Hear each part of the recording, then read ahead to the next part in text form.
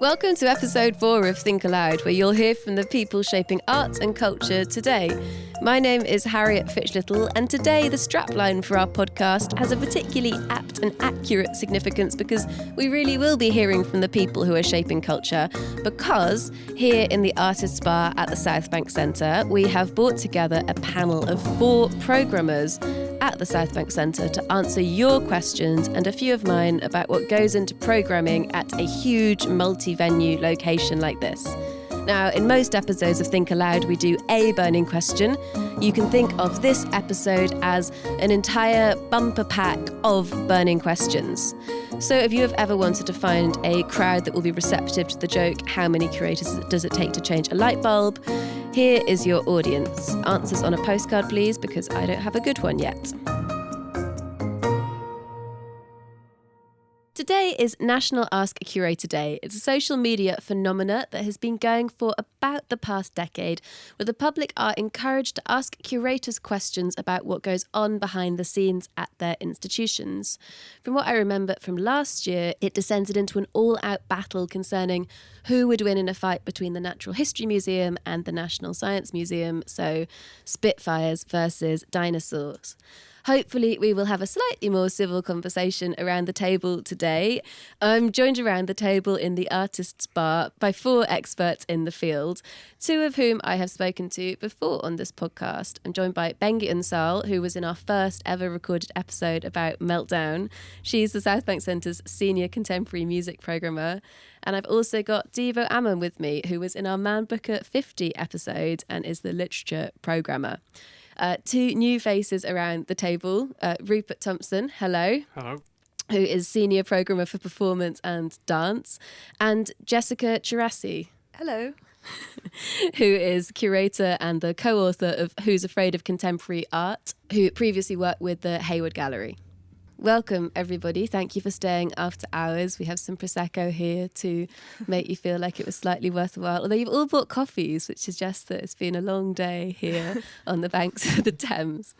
I wanted to begin to kind of get to know a bit more about what each of you do within your field. I wanted to start by asking, what challenges do you think you each face in curating that your colleagues that sat round with you today don't face? What's specific? And I'm going to come to Bengi first, because you were saying before we turned on the mics that you thought you had a far harder job than just putting down a glass of water on a table. So Come on. I didn't say harder, but yeah. So you program contemporary music? I program contemporary music across the site here at Southbank Centre. So what contemporary music means here is everything that is not classical music, from jazz to rock to indie to electronic music and all the other genres and cross genres. So what you're saying is you've got a lot to do. Yeah, I do. Which I'm very happy about, to be honest. The challenges, London is like the hub for contemporary music. And it is a very competitive field. Every day there's something happening. Of course, I'm sure my colleagues have this, maybe they might say they have the same challenges, but I think it's more of a competitive field because of the number of the events that are happening. Availability is always a problem. Having specific dates to program for here is a big problem. And also we have 3 venues plus the Queen Elizabeth Hall foyer. So my challenge is to come up with music that is appropriate for these venues as well. And who would like to jump in and present a competing claim over what's specifically difficult about their field? Chipping in as Rupert Thomson from the point of view of performance and dance. There's a couple of things Bengi's talked about which would definitely carry over into my area as well. And in a similar way, but a different way, dates are also a challenge. But for performance and dance, something that's a particular thing we have to think about is the extended setup time. Performers often need to rehearse in a space. There's often a very specific arrangement with lighting, maybe even a set. So that's something on a very practical basis, but it's not unheard of to have 2 days set up or more before you can even present a show. And that's if it's already been made. So yeah, thinking that through with the excellent production team we have here is always something to do carefully. And Debo, is it true that all you do is put out a bottle of water and put a few PowerPoint slides together? It's true. I like to think that it's not, but no, it's not. So I think from a literature point of view, there's two things really. I think the first challenge is that, unlike I think with music and performance and dance, not all writers are naturally performative. So just because someone's written a book that a lot of people love doesn't necessarily mean that they want to be on stage in front of people talking about it, or that they're necessarily that it comes easy to them.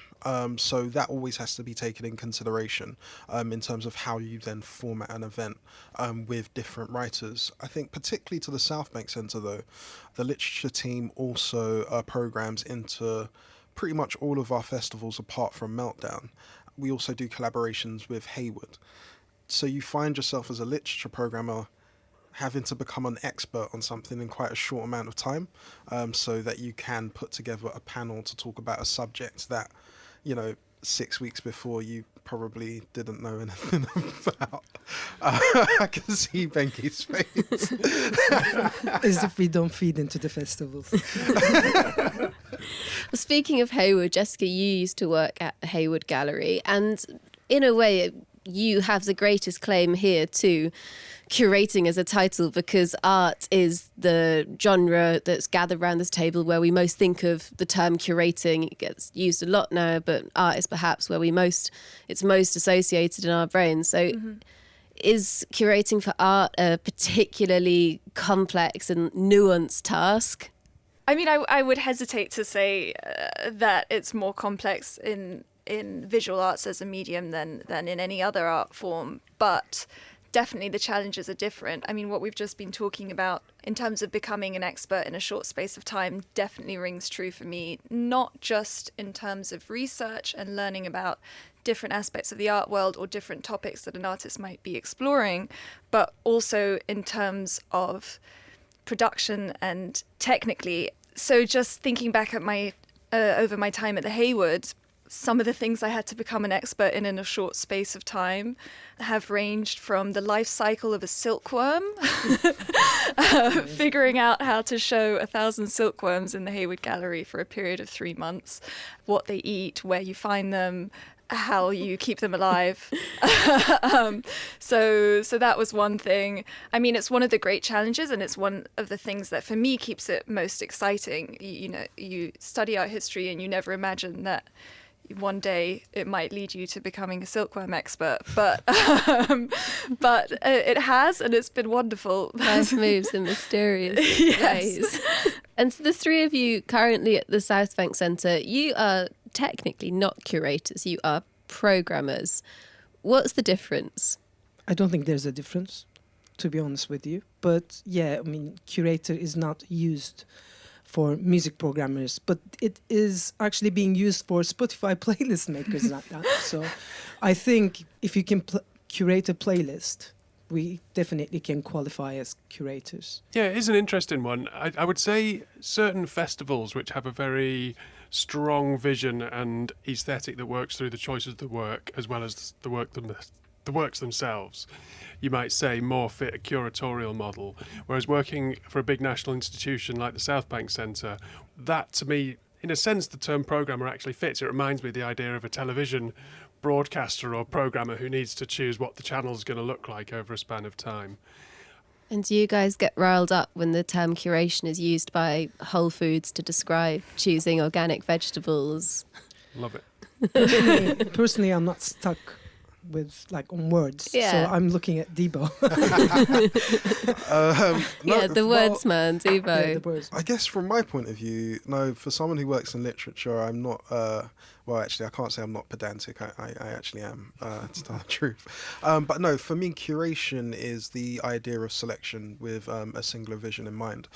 So you can curate anything. I think there is a difference between what Rupert, Bengi and I do than to what the Hayward curators do in terms of I'm generally not I'm not curating because I'm not working towards a singular vision.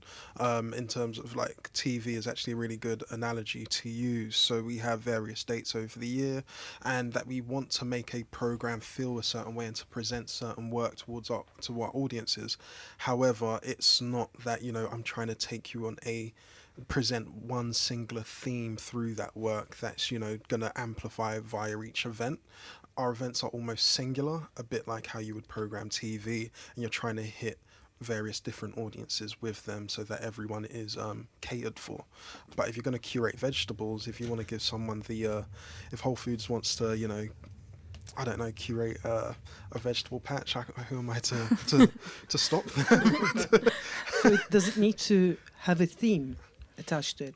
So I would say I don't know if it's necessarily thematic, but it definitely needs to have a focus, and not like one that's too general or ephemeral. So if you think of any good, and this is just my opinion, but if you think of any good exhibition that you've been to, whether it was a group show or if it was, you know, a singular artist show, often the artist would have a lot more works than what's actually shown in that particular exhibit.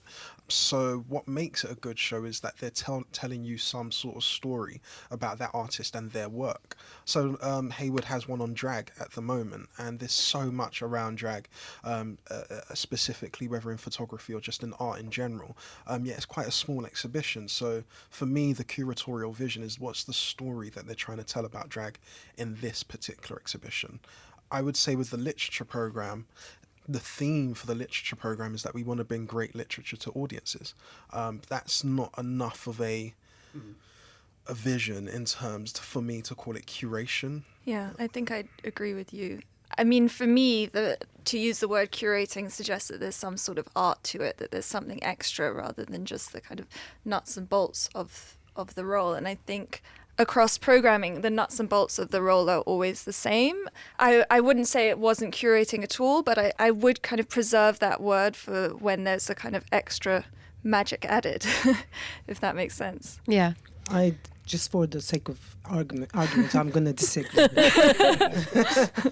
Yeah, because you can just like pick and choose anything that is available for that date, but that doesn't mean that you're curating. But if you're curating something, if you can have a singular vision in mind when you're programming, for instance, contemporary music, but then you can say, I'm going to do this much of this type of events for these audiences and this much of events for these audiences. And if you look at the whole picture, it's going to mean something.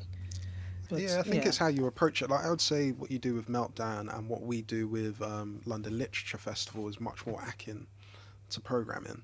But in terms of from a literature perspective, anyway, it's just outside the London Literature Festival, I'm not necessarily thinking about the connection from event to event beyond it being just great work.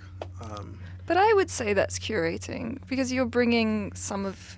I mean, you are curating for an audience, but you are bringing some of what you think makes great work to what you choose. You're not ticking boxes. Yeah, I guess it's not binary.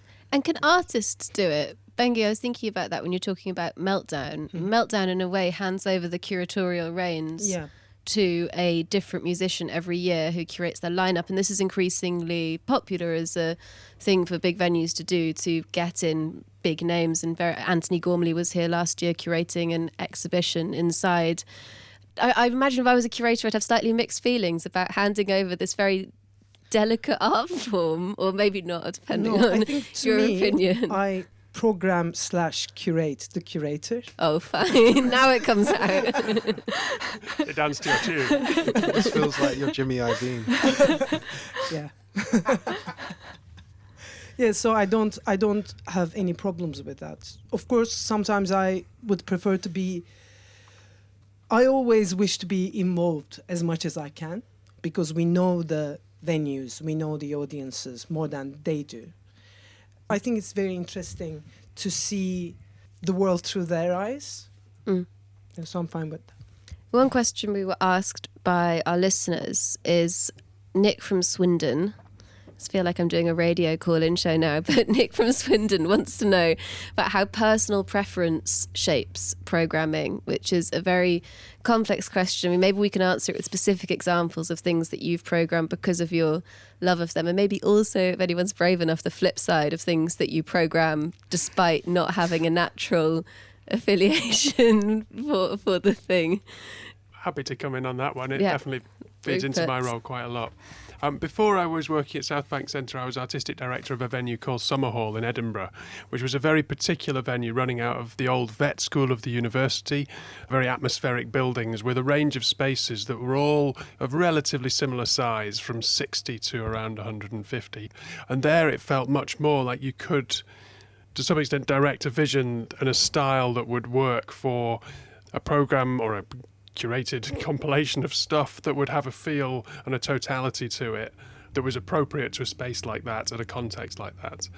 The other aspect of that was a big part of the work was during the Edinburgh Fringe, when there is an absolutely dedicated audience of art lovers just waiting for something that they can savour, and they already know they want that.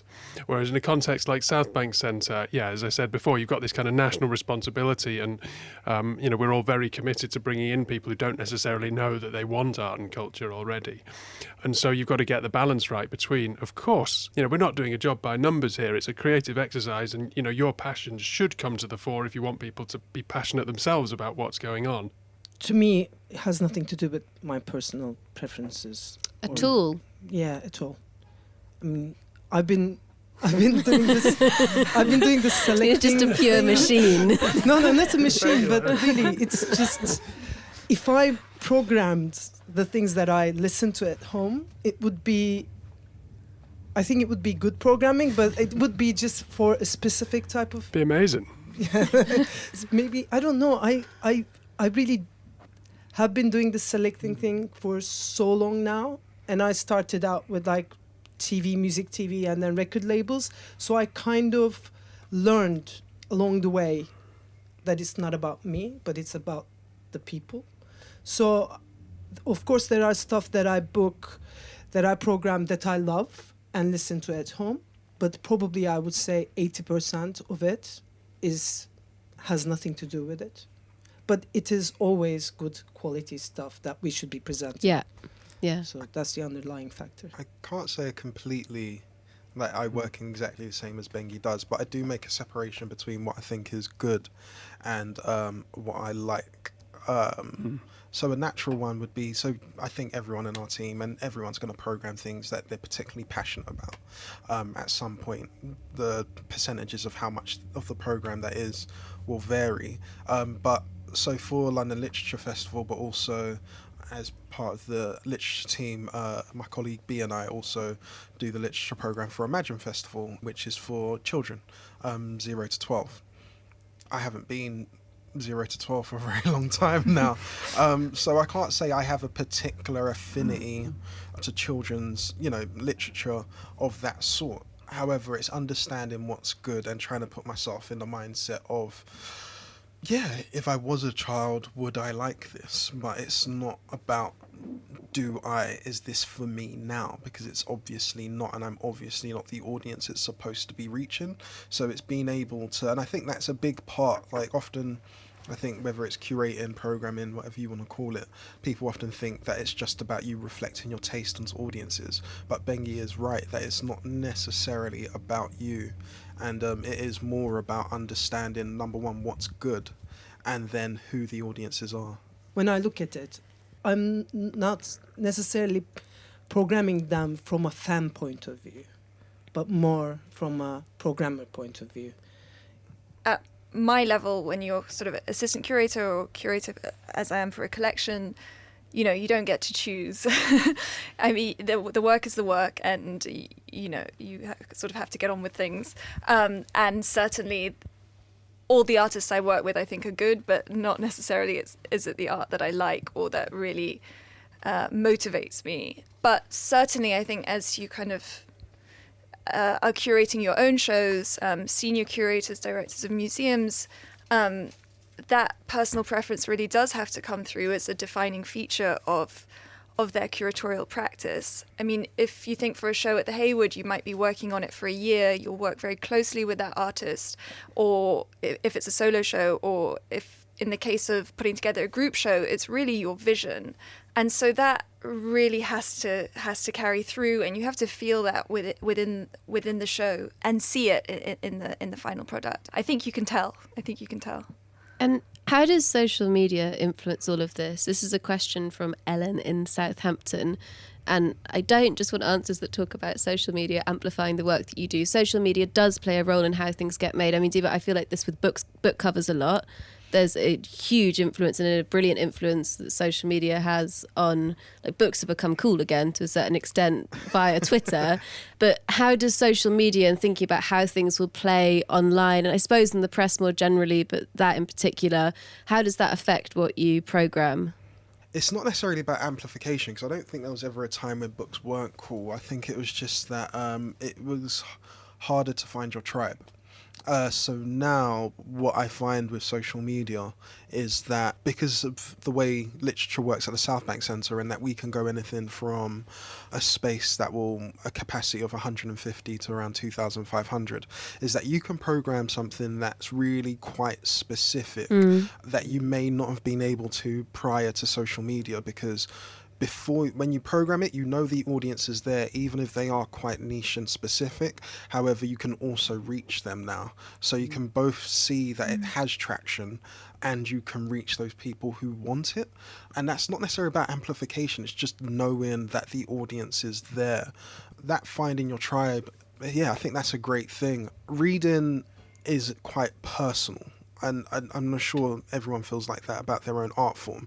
But in that sense that, for me, a book almost replaces your thoughts, because if you're reading on your own, you're generally not reading out loud, so you're reading in your head, and so you can't think something else and read, so the only thoughts going through your head are the words of an author. And if that resonates with you, you are finding someone who thinks like you, and their thoughts for the span of that book become your own. Jessica, this must be different for you, for example, because with an exhibition what you need is footfall from the general public over a period of a couple of months. So these very niche audiences coming together for one evening, as facilitated by social media, isn't such a pull. Is that correct? I wouldn't say so. Well, I think it's a question of a sustained social media presence. So, and I think more and more exhibitions, we think of punctuating them with regular events, and having those be extra draws to come and see the show, because we've all been there. That the show runs for 3 months and you think, oh, I've got plenty of time, and then it's suddenly closing next week and you miss it. So I think more and more there's a turn towards live events within the exhibitions world as well. To get people talking. To get people talking, and to add an extra incentive to visit, but not to mention that performance is amazing and all of this and all the other good reasons. But from that perspective, so I mean, I have to say, I'm saying this all from the perspective of a person who definitely has not mastered social media and is very aware that I need to kind of get up to speed. But I will say that a lot also happens without social media. Am I allowed to say that? Is that okay? Yeah. Life goes on, things still happen, people still come. So it's part of it. It didn't happen. Yeah. Rupert and Bengi, I want to turn to you for the negatives, if there are any. I don't have a negative to offer immediately, to be honest, but I was going to say, I mean, I'm quite quiet. Bengi does, I can see. I'm quite quiet on social media myself in terms of putting messages out there, but I feel lucky that my Facebook feed has ended up being like a kind of really fascinating and surprising magazine. You could call it curated. Well, I mean, the algorithm's doing me a favour, but it's those artists, those producers, those contacts I'm in touch with are putting up stuff that's really interesting, and it's rarely the finished product. It's rarely, here's my show, come and see it. It's much more, this is what I'm interested in, these are the conversations that are going on. An important aspect of curatorship or programming is to feel like you're in touch with what's going on with the zeitgeist, and actually that social media constancy is really good for that. Of course you have to filter it, but it is a really useful resource. I mean, I'm a social media person, definitely. full stop. I mean, I love Instagram. Bengi's It's my- huge. No, it's not, I'm not as huge as I can be. But Oh. no. Let's cut that. Yeah, I'm a social media person. I love using the social media, but I think I can come up with a negative to it, which is maybe two even. Which is, first of all, because of the algorithms and because of the things that social media gives us, like the stats they give us, it is kind of easier for programmers to program certain things knowing there's an audience for it. Because you can have a look at the stats and everything. But that means you can just become the mainstream. And I find it a bit dangerous. So you that- react to what the market already wants. Yeah, kind of. And some other people feed into that market. So record labels, the people who want to push certain artists. So you just kind of lose the marginal ones if you're following them on Spotify or Instagram. So I think it creates this danger for the programmers and the curators if you just go after those audiences. There's that one negative thing that I don't like about it. I mean, what you're saying about social media sort of privileging some artists over others, I think that certainly applies with visual art, is that works that are very visual and very Instagrammable gain all of this traction on social media, and people are observing them in a very sort of flat way, in a very superficial way, where they often know very little about the art or what the artist's intention was or even what the art looks like from the other side. And it does privilege a certain kind of artwork that looks particularly good in a frame and is very bright coloured. And gallery curators must think about that when they're programming a show. If they've got a choice between two artists and one of them you really need to see in the flesh and one of them you can absorb in an enjoyable way via social media, surely the show goes to the second artist. Well, the one that looks good in the flesh gets you through the door and doesn't leave you at home on social media. If you know to get through the door in the first place, yeah. Yeah, to add on to that, I somehow feel that people come just to use that thing on social media and they don't absorb the art 100% anymore. I just see people taking photographs to get and their photo, videos. put it in their feed, But- and then they leave. But there's also now some certain artists are actually asking people to put their phones in their bags. They have these lockable bags that you have your phone with you, but you cannot use it. Jack White is doing it. There are other artists like getting into that hype right now. So it might change, but I'm not saying that social media is bad. I think we should be doing it. We should, if we want to, because it's a creation of some sort, just like saying something about yourself as well, the way you use it. And it's fun and it's nice to produce something yourself. But then again, there should be a limit to it. And I sometimes feel that we pass that limit at times. I think from a literature perspective, actually, a downside is, I think probably holds true for everyone, is that literature is quite a slow art form in terms of both how it's created but its consumption. It just takes a while to read a book. And so I think it's also something that you're supposed to sit with. However, I do find sometimes on book YouTube or Bookstagram or, Twitter version of it, we also live in an age where people need to have an opinion and have an opinion as soon as possible from the release of something. It's great that people want to be engaged and are. However, I think people's opinions also spread and they affect other people's opinions. So if you haven't, sometimes you don't know how you feel about a thing straight away or how you feel about it transforms over time. Having to talk about it and having to express an opinion on it and solidify it, because Instagram or Twitter is just as indelible as writing in a book.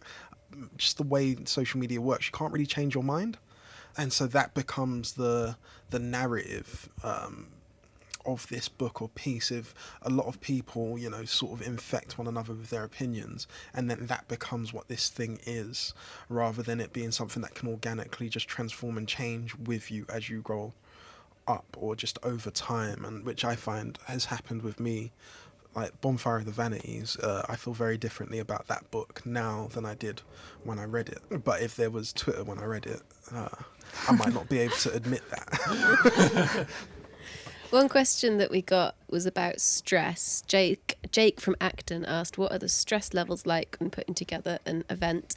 And I wanted to make that a bit more specific. I mean, those of you who I've spoken to when you're putting on events, it actually seems like it's not a very stressful time once the event is actually happening, because it's kind of all out of your hands to a certain extent. Now I'm getting some raised eyebrows. So maybe we could go around and just tell me from a practical point of view, what is the most stressful part of your job, Bengi? Deadlines, ticket sales, budgets, and then during the event, probably that everything goes smoothly. Somebody is not jumping on stage, or the audience is fine up until the end of it. Those are the stress points. We got to worry about stage diving in literature all the time. Yeah, stage invasions are our favourites. Premieres are pretty stressful. If you've seen a work before and you know it's really good and you know it's coming in and it's going to go smoothly, the stress levels are often negligible. You're excited, you just want to see how the audience reacts. But if something's brand new work and it's in front of people for the first time and you've not seen it, you've only been part of conversations about it, that can be pretty nervy. I think mine's similar to Bengi's. I think the only difference would be that because it's for the most part, literature's a less performative aspect, although we do some live readings that are much more performative. But outside of those, in terms of your general, author and a chair talk, the stressful ones are the ones that you've taken a punt on in terms of, so the curatorial aspect of doing an event like that is you're trying to curate the conversation that's going to happen. So often you want to put the writer with someone unexpected who isn't like a surefire, they're going to get along, they're going to agree on everything. What have you really fought for and it's come through? I would say a good example was last year at London Literature Festival. We had Philip Pullman in conversation with Cerasi Matthews. Cerasi Matthews isn't the person you would immediately think to interview Philip Pullman on his books, but it went amazingly. And really that's because of just thinking beforehand what similarities they have, who's energetic and maybe just different enough that it can create that spark. However, when you're doing that, it can go wrong. It really can just go wrong, and that the spark is the wrong sort, and there's tension on stage, and like those are the so you're balancing it on a knife edge that you want there to be enough, not tension as such, but enough difference within the parties that are talking that something interesting can happen and that they can have a conversation that the artist hasn't had before. But you can easily get that wrong, which you're just sitting during the event. Next. So what? I think it's similar. Opening night it all builds up to that. As the curator, you're at the center of everything because everyone comes to you with every small thing that goes wrong, and things always do.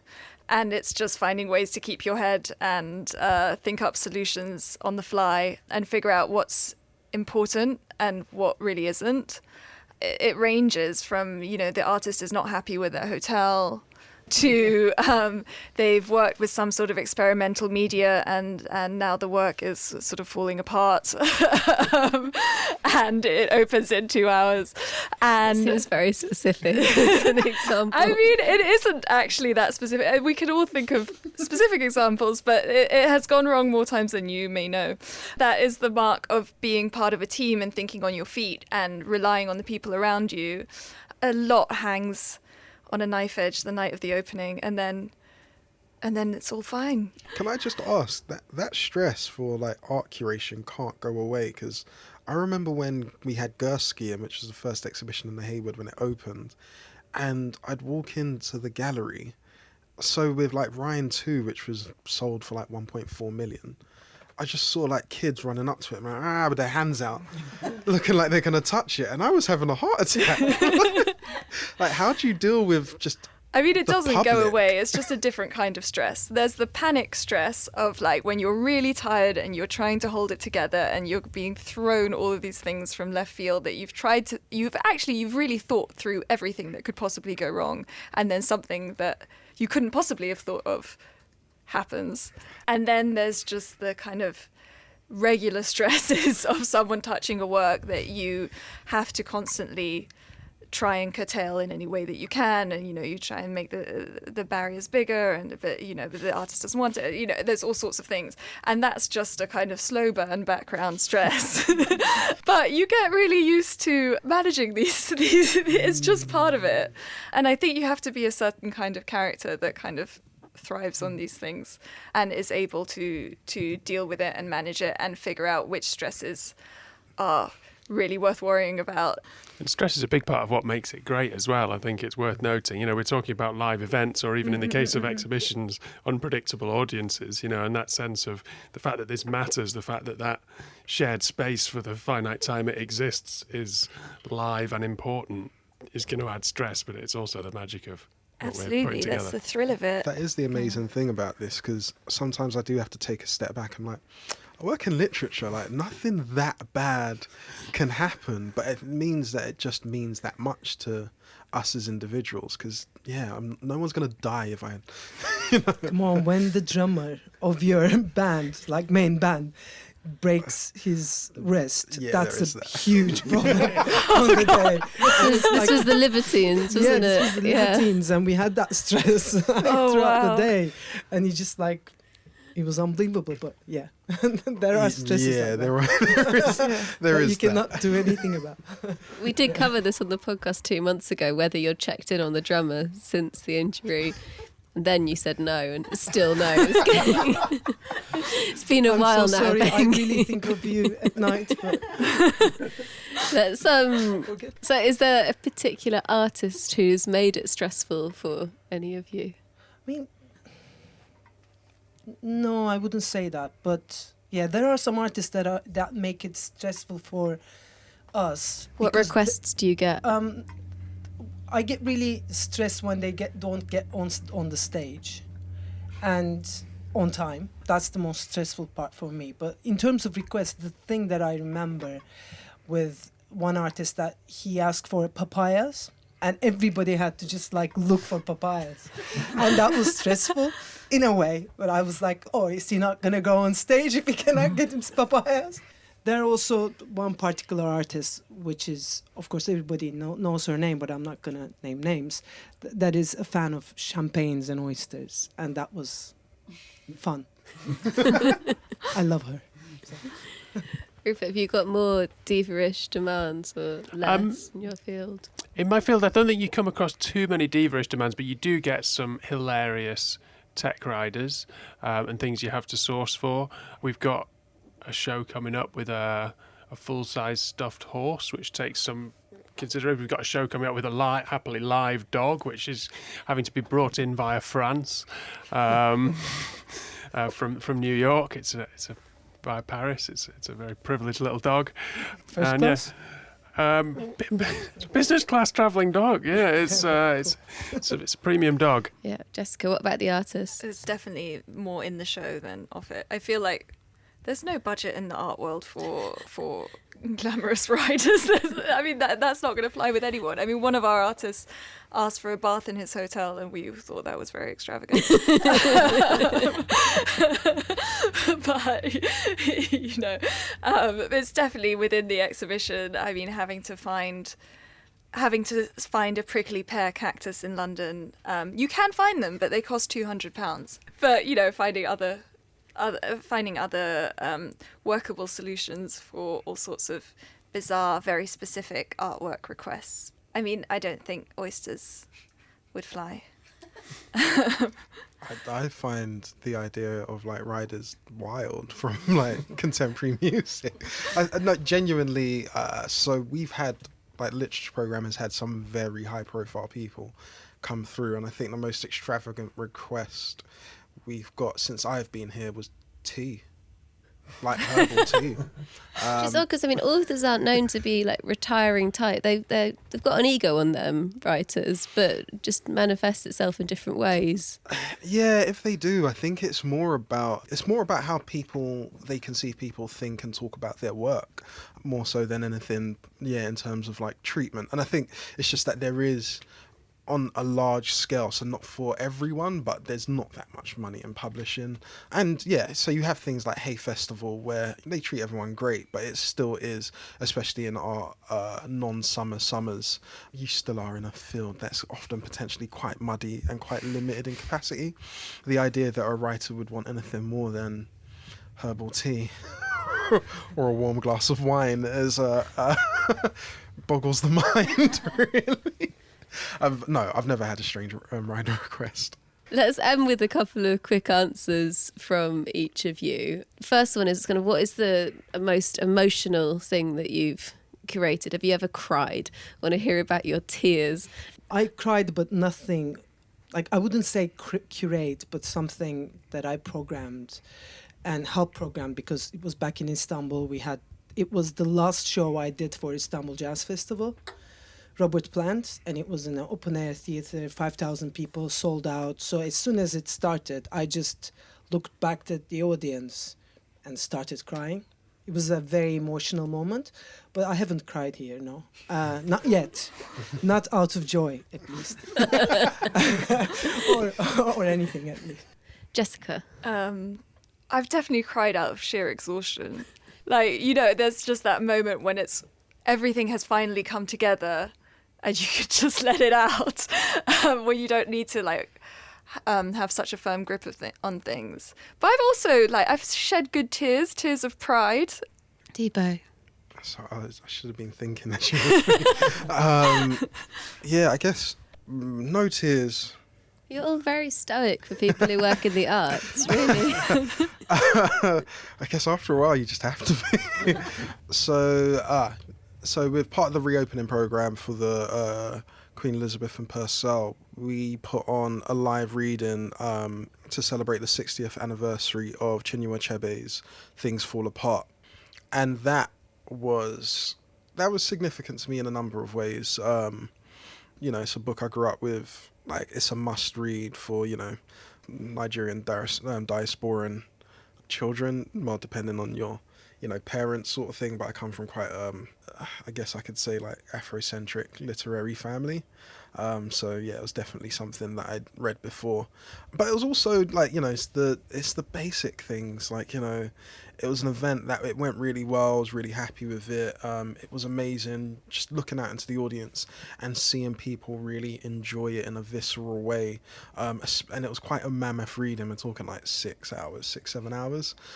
So the fact that the audience stayed with it and were there, but also, just basic things like, it was something that my parents would be proud of, because I don't really know if they get what I do. So, in terms of performance and dance and theatre, you certainly get tear-jerking performances, but something that just goes straight for that sometimes feels a little limiting, and it's often when you get contradictory emotions that things feel most effective. And a piece that came to mind as I was just listening to the others that we had here was something called Prurience, which was a show last year by a brilliant London-based theatre maker called Chris Green, and it was a show about porn addiction, and it had this brilliant structure that overlapped actors who were not known to other audience members to be actors and audience participation. And you just got this really rich layering of reality and personal stories, some of which were vulnerable, some of which were funny. And you just ended up in this really sort of alert awareness of what's going on in the world today. So thank you for joining me in the Artist Bar. I hope the Prosecco made it slightly more welcoming. Thank you. Thank you. And thanks for listening to Think Aloud. You can ask more of your own questions on Twitter today using the hashtag #AskACurator if there were things here that we didn't cover.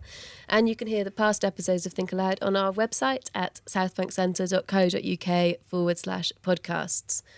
And you can listen to more of what goes on here at the Southbank Centre's book podcast. I'm Ted Hodgkinson, presenter of Southbank Centre's book podcast. And in our latest episode of the podcast, I talked to Nick McCullough about how literature can give us a different perspective on the refugee crisis. And we feature Khaled Hosseini, author of The Kite Runner, 1,000 Splendid Suns, and his new book, Sea Prayer. You can find that plus other episodes of Think Aloud at southbankcentre.co.uk/podcasts.